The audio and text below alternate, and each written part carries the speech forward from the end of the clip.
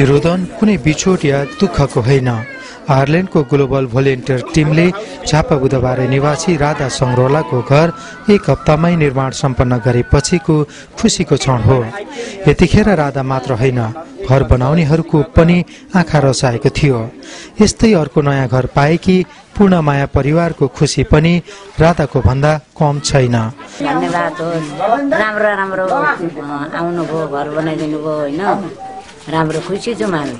स्थानीय विद्यालयलाई खेलकुदका सामग्री समेत हस्तान्तरण पछि गरिएको सांस्कृतिक आदान प्रदानले निकै उत्साहित बनाएको उनीहरूको प्रतिक्रिया थियो।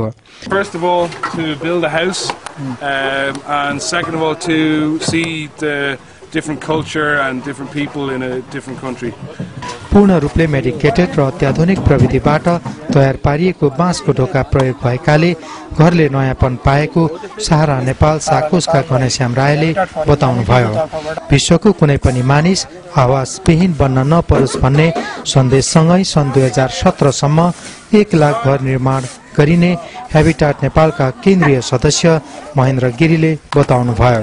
एउटा नेपालीले सबभन्दा पहिला उसले कमाइसकेपछि एउटा राम्रो घर होस् भन्ने चाहन्छ र उसको पहिचानको लागि पनि यो एउटा घर आवश्यकता हुँदो रहेछ। त्यसको लागि चाहिँ यो ग्लोबल भोलिन्टियर टिम र मानवताको लागि आवास कार्यक्रम 1 लाख घर अभियान कार्यक्रम अन्तर्गत यो कार्यक्रमको आयोजन गरिएको।